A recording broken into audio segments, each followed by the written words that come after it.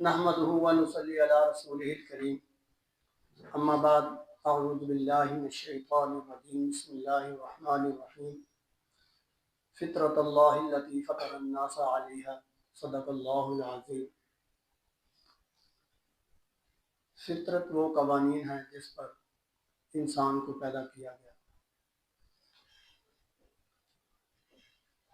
आज का ये प्रोग्राम माशाअल्लाह और आपकी हाज़िरी अल्लाह ताला बरकत अता फरमाए।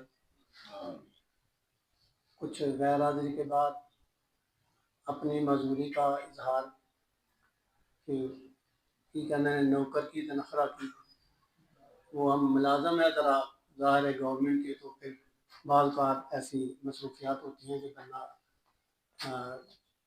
सर ने भी थोड़ा सा मुझे आज कहा था कि शायद सुस्ती कर रहा है, लेकिन सर जी ऐसा नहीं है मजबूरियाँ होती हैं बाल बार। तो सर साबर मुल्तानी साहब ने रहमतुल्लाह अलैह एक जगह पर एक इबारत लिखी है। मैंने जब उसको पढ़ा तो ऐसे लगा कि तमाम जो तिब्बे मुफरद अज़ा है उसको इस इबारत में समो दिया है। और जब मैंने उसको गौर से पढ़ा तो मुझे ऐसा लगा कि तिब्बे मुफरद अज़ा नहीं, बल्कि तिब्ब को क्या फिज़िक्स, केमिस्ट्री और बायो और फल्कियात के जो तमाम उलूम हैं वो एक छोटी सी इबारत में समो दी। आपके सामने वो पेश करने की जिसारत हासिल करूँगा। ये किताब का नाम है तहकीकात नज़ला ज़ुकाम वबाई, और पहला ही सफ़ा है। साबर साहब यहाँ पर इरशाद फरमा रहे हैं, फितरत वो कवानीन है जिस पर इंसान को पैदा किया गया है। और फरमाया कायनात का हर एक ज़र्रा कानून फितरत पर पैदा किया गया है, और इसका ताल्लुक कायनात में ज़मीन से लेकर आसमान तक दीगर ज़र्रात के साथ कानून फितरत के मुताबिक है। इसलिए इनकी हरकत गर्दश न सिर्फ कानून फितरत के मुताबिक है बल्कि बाहमी नज़्म व ज़ब्त और उसूल के तहत है। इसलिए इनकी हरकत गर्दश न सिर्फ कानून फितरत के मुताबिक है बल्कि बाहमी नज़्म व ज़ब्त और उसूल के तहत है।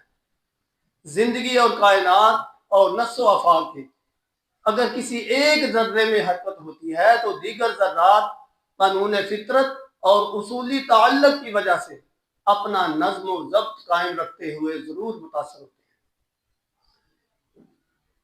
जिंदगी और कायनात और नफ्स व आफाक की तदवीन इन्हीं जर्रात से हुई है। मवालिद सलासा में भी यही जर्रात पिन्हा नजर आते हैं और इंसान भी इन्हीं जर्रात से बना है। फर्क सिर्फ यह है कि जमादात व नबातात व हैवानात, इंसान, आदमियत, बशरियत, नबूवत बल्कि ख़त्म नबूवत तक हर एक में एहसास व शऊर और इदराक की शिद्दत और गौर व खौज और तदब्बर व तस्दीक की कमी बेशी पाई जाती है। और जब तक भी जिस कदर भी एहसास, इदराक और तस्दीक यानी इल्म, अक़ल और हिकमत बढ़ता जाएगा, इसका शऊर कायनात तबियत माबाद तबियत बढ़ता जाएगा और वो आला मुकाम पर फायज होता जाएगा। जब मैंने ये इबारत पढ़ी तो मुझे ऐसा लगा कि शायद दुनिया को कोई उलूम ही ऐसा हो जिसका यहाँ पर जिक्र ना किया गया। ये जो ज़र्रात जिनके मुतल्लक सावर साहब फरमा रहे हैं, ये ज़र्रात क्या हैं? ये अरकान हैं और इनका आपस में तालमेल, एक का असर दूसरे पर, ये कायनात का फितरी असूल है। ऐसा ही नहीं कि बस हमने क्या एक ज़रा हिला, एक तहरीक बढ़ी, एक चीज कम हुई और दूसरी भी कम हो गई, ये हो ही नहीं सकता। ये असूल कायनात ही नहीं। फितरत अपना आप हर जगह पर दिखाती है, और जब फितरत के खिलाफ कुछ भी होता है, फितरत के खिलाफ चाहे वो कायनात में हो या इस कायनात सगीर यानी जिस्म के अंदर हुई हो, तो फिर उसका रद्द अमल जरूर होता है। वो बीमारी की सूरत में हो या फिर वबाओं की सूरत में हो, लेकिन इसका रद्द-ए-अमल ज़रूर होता है। साबर साहब रहमतुल्लाह अलैह ये इस इबारत में तो तकरीबन पूरे उलूम को समो दिया है, लेकिन मैं सिर्फ तिब के मुतल्लिक़ कुछ यहाँ पर अर्ज करने की कोशिश करूँगा। किताब का नाम है तहक़ीक़ातुल मुजर्रबात और उसका सफ़ा नंबर है 41 यानी 41 सफ़ा। साबर साहब फरमाते हैं सेहत फितरत है और मर्ज फितरत नहीं। सेहत फितरत है, मर्ज फितरत नहीं। फिर कहते हैं कि सेहत है क्या? अगर मुफरद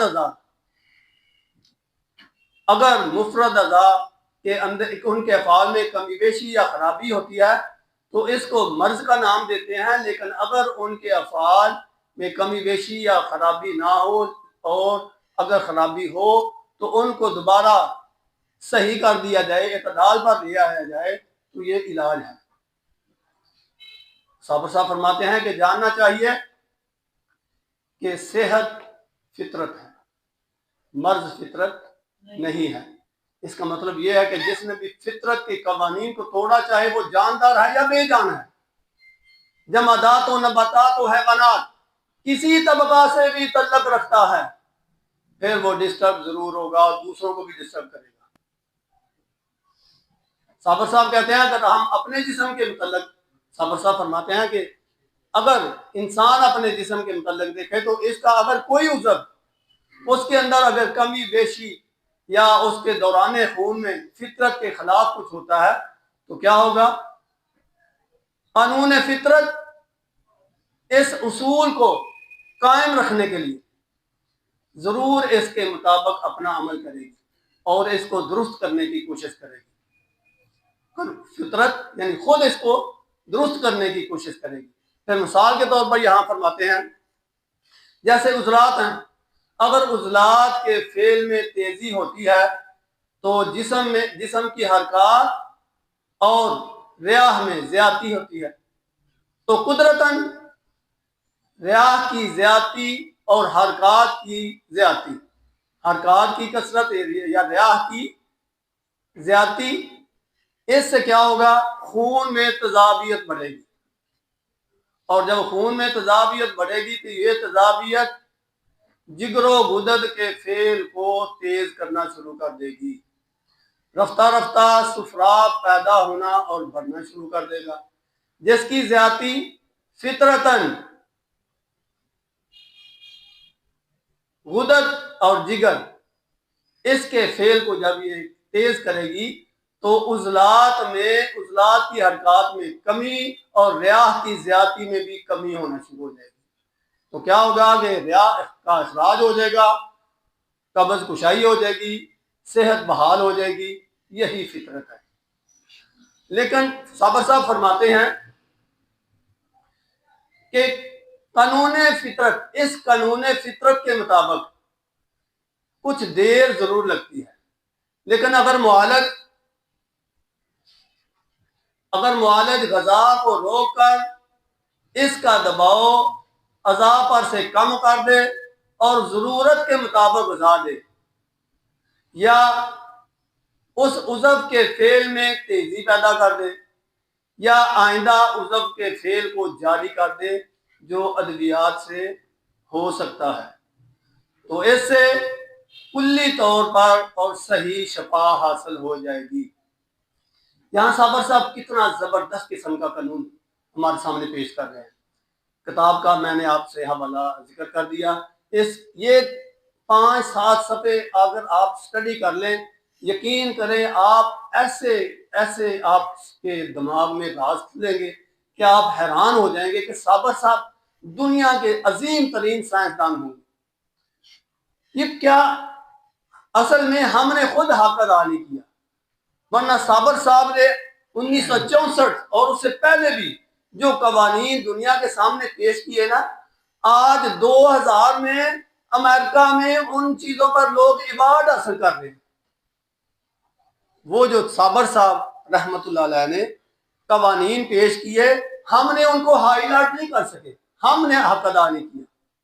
अगर हम हक अदा करते तो फिर असल में ये मट्टी में शायद कुछ ऐसा काम है कि हम अपने हीरो को हीरो बनने नहीं देते, वरना जो असूल और कवानीन और फिर दुनिया के सामने चैलेंज के साथ, उस दौर में चैलेंज के साथ दुनिया के सामने, ये नहीं कि सिर्फ पाकिस्तान या पंजाब के किसी खिते में बैठकर छुपकर कोई बात की, दुनिया को, अमेरिका को चैलेंज किया कि आओ आलू पर, आओ टीवी पर, आओ फलां फलां मौजू पर हमसे बात करें और हम आपको बताएंगे कि ये असल में हकीकत क्या है। सेहत के हवाले से ये छोटी सी जो इबारत के मुआलिज क्या कर सकता है?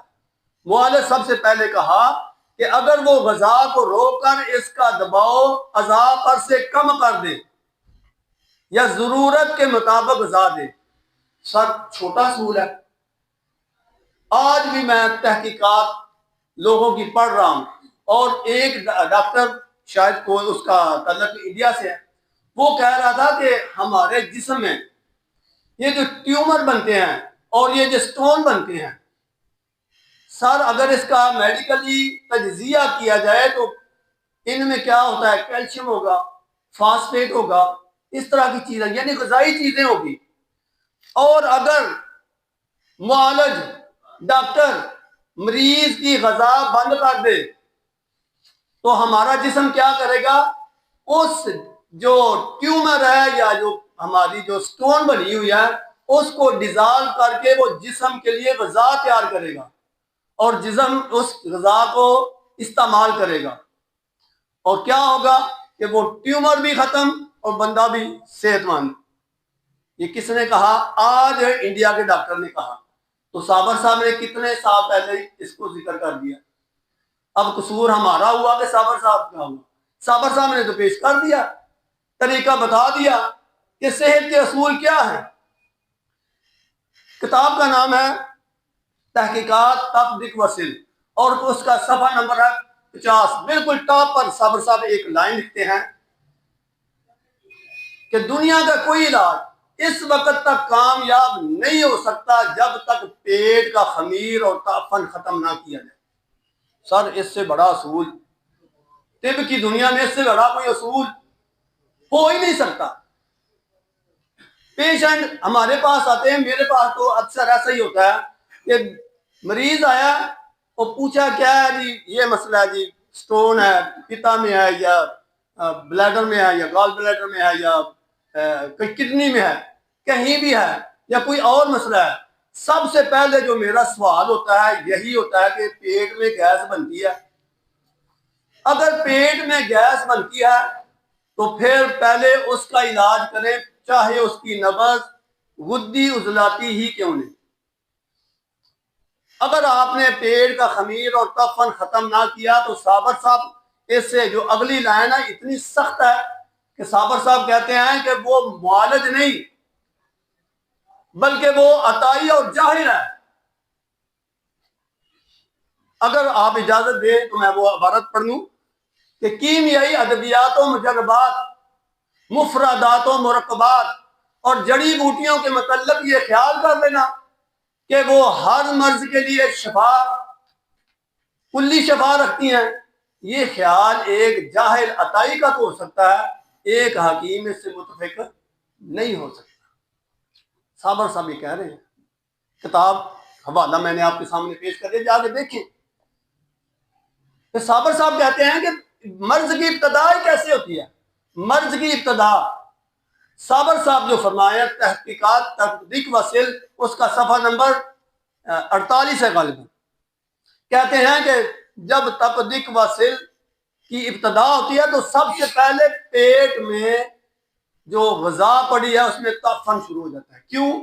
क्योंकि जो हरारत है जिस्म की वो कम हो जाती है, जिसने उसको हजम करना वो नहीं है, तो पेट में खमीर और तफन बनेगा। मरीज क्या करेगा, उसको कमजोरी महसूस होगी, वो और खाएगा क्योंकि वो किसी मुआलिज मुफरद ग़िज़ा के वाले के पास नहीं गया। मेरे पास पेशेंट आते रहते हैं जो उनसे कहता हूं तो वो असल उनका मसला पता क्या निकलता है, डॉक्टर ने कहा था हर घंटे बाद खाना है, वो तो डंगर है, हर घंटे बाद खाना है, बकरी है तू। क्या नजरियात है जी, क्या नजरियात है? कोई असूल ही नहीं, किसी न्यूट्रिशन का ये असूल नहीं, किसी साइंसदान का ये असूल नहीं। अब आप अक्सर मरीजों से ये पूछे ना कि ये बार बार क्यों खा रहे हो, डॉक्टर ने कहा था पानी की बोतल अपने साथ ही रखनी है, हर 3 मिनट बाद एक गिलास पानी पीना। वो अंदर मुंजी लाई है भाई, हरारत को क्या कर दिया, खत्म ही कर दिया। जबकि साबर साहब तहकीकात हुमियात में सफा नंबर 40 है या 41 है, साबर साहब फरमाते हैं आग, सिर्फ आग ही में वो कुव्वत है जो जिंदगी बख्शती है, परवरिश करती है, तखलीक करती है और हरारत बख्शती है। इसमें आग में, हरारत में। तो हम क्या करते हैं, हर आधे घंटे बाद 6 गिलास पानी पीना है ताकि हरारत अंदर रह ना सके। आज के दौर में अगर आप देखें तो ज्यादातर जो मरीज आ रहे हैं उनकी हरारत डाउन ही होती है, उनको पता ही नहीं। बल्कि साबर साहब का भला हो रहमतुल्लाह अलैह, आपने याद करवा दिया, साबर रहमतुल्लाह अलैह का ये भला हो, उन्होंने फरमाया ओए हरारत गरीबी जब तक पूरी नहीं होगी तब तक जो जितने भी जरासीम हैं, जितने भी वायरसेस हैं, वो आप पर हमला करेंगे और आप उनसे हार जाएंगे। लेकिन अगर आपकी हरारत गरीबी पूरी है, वो उसका ऐसा मुकाबला करेगी कि जिस्म को पता ही नहीं चलेगा कि कोई हमला हुआ है कि नहीं। ये 3 किस्म की ज्यादा चीजें होती है ना खून में जी, रेड ब्लड है, व्हाइट ब्लड है और प्लेटलेट्स हैं। तो रेड ब्लड क्या करते हैं, पूरे जिस्म में गजाइया, खास तौर पर जो हवा है, ऑक्सीजन है, उसकी तरसील और कार्बन डाइऑक्साइड की अखराज करते हैं। और जो सफेद जर्रात है वो क्या कर रहे हैं, वो फाइट कर रहे हैं। और एक जो व्हाइट ब्लड सेल है वो जब फाइट करता है तो उसको अपने अंदर जो जरासीम होता है या बीमारी की जो चीज होती है उसको अपने अंदर जज़ब कर लेता है और अपनी जान दे देता है, लेकिन हमें बचा लेता है।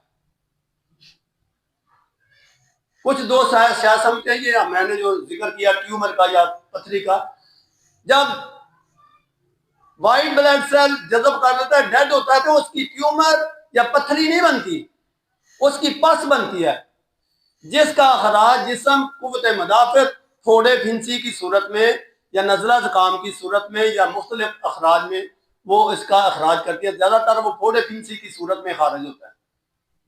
तो हम क्या करते हैं, फोड़ा निकला है एंटीबायोटिक खाओ, और वो कुव्वत मदाफ़त को सेहत बहाल करने दो। कुव्वत मदाफ़त वो जो जहर बन गया है, जो डेड बॉडीज है, उसको बाहर निकालिए। तो दुनिया का असूल ही देख लो, समंदर में कभी कोई मुर्दा चीज टिकी है? नहीं टिकी, क्योंकि फितरत ही नहीं। जो डेड चीज हो जाती है समंदर उसको उठाकर बाहर फेंक देता है। हमारे लिए और सीखो, गंद अंदर नहीं रह सकता। हम क्या करें, हम उठा कर उसको अंदर फेंकते रहे। लो जी ये बाहर गंद आएगा, इसको अंदर ही फेंको, मछली बाहर आ गई है, डेड हो गई है, इसको अंदर ही फेंको। तो अगर ये असूल गलत है तो फिर एंटीबायोटिक खाना भी गलत है। हम वो जो कुव्वत मदाफ़त पूरे खून से जो गंद इकट्ठा करके एक जगह पर वो फोड़े फिंसी की सूरत में मेहनत करके इकट्ठा करती है, हम कहते हैं नहीं असा भी नहीं बचना, हमने एंटीबायोटिक खानी है और ये तमाम जितना गंद है वो दोबारा खून में शामिल हो। फिर कहते हैं कि दिल के मराज ज्यादातर बढ़ गए, बट बढ़ नहीं गए, हमने बढ़ा दिए। भला हो अजमी साहब का इतना आसान असूल बता दिया, ओ भाई नबज पकड़े, अगर हवा खारिज हो रही है आवाज से, अजमी साहब कोई मुश्किल है जो आपने बताया, आवाज से खारिज हो रही है तो जलाती है साहब है, नहीं पता, नहीं पता नबजदा ना सही, और इतना तो पूछ ले। मरीज आया हवा बनती है, खारिज कैसे होती है? हम कहते हैं शर्म आती। तो फिर इलाज की करने दी, जाके देखें मर्द हजरात बड़े ऑपरेशन कर रहे हैं अस्पतालों में और हम शर्मा रहे हैं ये पूछने में कि हवा कैसे खारिज होती है। हाँ जी, अस्पतालों को जाके मुताला करें। मर्द हजरात बड़ा ऑपरेशन समझ रहे हैं ना, मैं हकीकतन इस्तेमाल कर रहा हूँ। तो वहां पर मेल डॉक्टर फीमेल का ऑपरेशन कर रहे हैं और हम ये पूछने में कोताही कर रहे हैं कि हवा कैसे खारिज हुई। जी शर्म आती है भाई। तहकीक क्या है, तशखीस क्या है? जब तशखीस नहीं तो हम इलाज किस चीज का करेंगे? इसलिए मेरे दोस्तों, जो यहाँ पर तरबियत की जा रही है इंतहाई, मैंने तो जब से ये असूल सीखा मुझे जरूरत नहीं पड़ती ज्यादा खपने की। पेट में हवा है और नब्बस गुद्दी है, अब मुझे पहले हवा खत्म करना है, क्योंकि साबर साहब ने असूल बता दिया कि जब तक पेट का खमीर और कफन खत्म नहीं होगा तब तक कोई दवाई असर करेगी नहीं। किसी को मेरे पास हैजे के एक दो पेश है ना, अभी रिसेंटली रात को 12 बजे एक बंदे ने उठा दिया। हाँ जी, क्या है जी, वो घर में वो पेट में दर्द हो रही है खातून की। उस खातून को मैंने पूछा, उसने बताया कि शादी पर गए थे बहरहाल। मैंने उसको नब्ज देखी, तरह के मेरा दिया। सुबह मुझे पता चला कि माशाल्लाह काफी सेहत अच्छी है। वो दोबारा दवाई लेने के लिए आए, मैंने नब्ज चेक की। मैंने पूछा सुबह खाया क्या? 4 रस। वो मैं क्या भूख लगी थी? नहीं। मैं क्या दवाई लेनी है, चलो थोड़ा जा खा ही नहीं। हमारा ये हाल है। वो पठान था ना, किसी ने डॉक्टर ने कहा कि ये एक रोटी आपने सुबह, एक दोपहर और एक शाम को एक एक रोटी खानी है, ज्यादा खाना नहीं खाना, इतना पेट भर गया तुम्हारा। तो बाहर चला गया, बाहर से वापस आके कहता है ये जो रोटी आपने बताई है कि खाने के बाद खानी है कि खाने से पहले खानी है? उसने इसको खाने ही नहीं समझा। हमारा तो ये माहौल है। और फिर ये गुजरा वाला माशाल्लाह, जहां बात ही खाने से शुरू होती है। तो दोस्तों, मुआलिज बनना है तो इसके लिए जरूरी है कि साबर साहब के जो सुनहरी असूल है वो अपनाएं। अगर वो अपनाएंगे नहीं तो यकीन करें फिर जितने मर्जी हम माहिर हो जाए कोई फायदा नहीं होना। और अगर वो असूल अपना लें, अल्हम्दुलिल्लाह, मैंने अपने क्लिनिक पर कैंसर का भी इलाज किया है, मेरे उस्तादों ने मेरी तरबियत की है। और पिते की पथरी तो मेरे पास कितने ही मरीज, दर्जनों मरीज रिसेंटली आए हैं। अस्पताल से एक मरीज जिसका उस दिन रात को ऑपरेशन था, किसी ने बताया और वो उठा के इधर ले आए मेरे पास। और मैंने भी कहा कि कल आपको दर्द नहीं होगा। क्यों? मैंने उसे पूछ लिया था हवा कैसे खारिज होती है? जोर से। मैं दो इन दारचीनी, जोर लगाने से खारिज हो रही। मुझे क्या जरूरत है कि मैं ये पूछता फिरूं कि पीते की जो पथरी है उसका नुस्खा क्या है? और नुस्खा क्यों पूछते हैं जी? असूल नहीं हमारे पास। असूल है तो आपके तो किचन में पूरा क्या पूरा जो है वो मतलब बनना पड़ा है। वो है मर्ची दे दो उसे, पखाने आ रहे हैं, दारचीनी दे दो। क्या हो गया? तो दोस्तों, ये ऐसे असूल हैं जो साबर साहब ने तिब को आसान तरीन करके हमारे सामने पेश कर दिया। मुझे पता है कि थोड़ा मैं टाइम ज्यादा ले रहा हूँ, तो गुजारिश है कि मुतालिया जरूर करें, साबर साहब की कुतब को पढ़ें। यकीन करें, एक दफा आपने किताब को पकड़ लिया फिर वो किताब की जिम्मेदारी है कि वो आपको खुद कहे कि मुझे पढ़। अल्लाह रब्बुल इज्जत से दुआ है कि वो हमें तिब को समझकर इंसानियत की खिदमत करने की तौफीक अता फरमाए। वमा अलैना इल्लल बलाग। अस्सलामु अलैकुम।